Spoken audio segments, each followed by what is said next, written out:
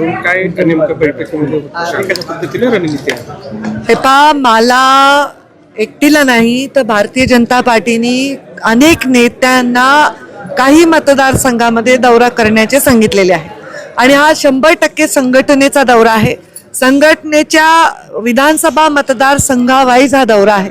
त्यामध्ये काही पदाधिकारी म्हणजे 100 ते 150 पदाधिकारी अपेक्षित आहेत त्या बैठकीमध्ये आणि त्यांच्याशी करायचं आहे संभाषण आणि याच्यामध्ये अत्यंत संघटनात्मक विषय आम्हाला हाताळायचे आहेत आणि विधानसभेची ही पूर्वतयारी आहे असं म्हणायला हरकत नाही. खरं तर चिंचवड करण्यात आली का आपल्या एकूण चिंचवडमध्ये खूप इच्छुक आहेत. विद्यमान आमदार अश्विनीताई जगताप पासून त्यांच्याच घरात शहराध्यक्ष त्यांचे दीरही इच्छुक आहेत. बाकीही भरपूर उमेदवार इच्छुक आहेत. तर यामधून कसा मार्ग काढला जाणार? दरवेळी आम्ही मार्ग काढतोच. आम्हाला इच्छुक उमेदवारांच्या यादीतनं एक उमेदवार द्यावा लागतो आणि त्याची चांगली प्रॅक्टिस पक्षाच्या कोर कमिटीला आहे. ते योग्य ते निर्णय घेतील.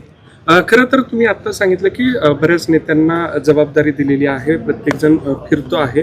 मात्र एकूणच ज्या पद्धतीनं पुतळ्याचा विषय पुढे आलेला आहे त्याच्यावरूनच जे आरोप प्रत्यारोप होत आहेत त्याच्यावर तुम्ही काय सांगा? मला असं वाटतं की ज्या दिवशी ज्या क्षणी प्रधानमंत्री नरेंद्र मोदी यांनी अत्यंत नम्रपणे छत्रपती शिवरायांच्या विषयीचा आदर, त्यांच्याविषयी असणारं खरं प्रेम दाखवलं आणि सांगितलं की या घटनेबद्दल मी क्षमा मागतो.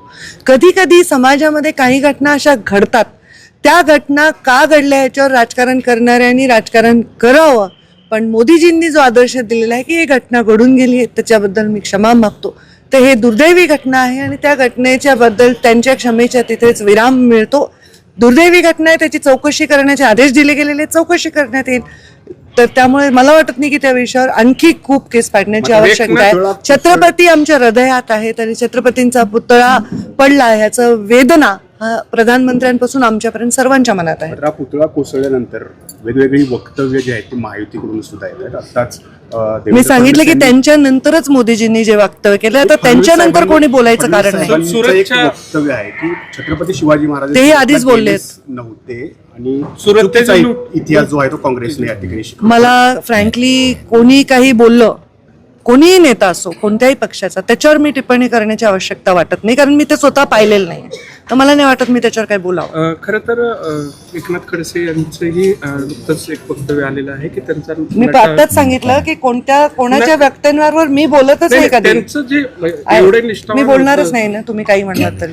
कारण मी झाला की नाही तुम्ही टेन्शन नाही.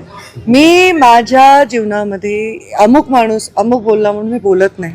माझ्या भूमिकांवर मी बोलते आणि त्या भूमिकांवर मी बोलतेच आहे आता.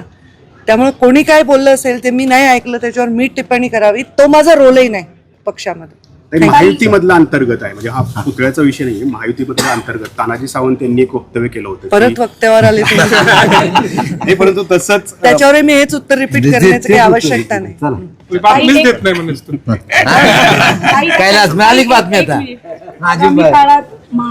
मला बातमी देण्यासाठी असं करण्याची आवश्यकता नाही. आता एक प्रश्न, आगामी काळात महाराष्ट्राला महिला मुख्यमंत्री मिळतील का? आता परत तुम्ही बातमी काढायचा प्रयत्न करताय.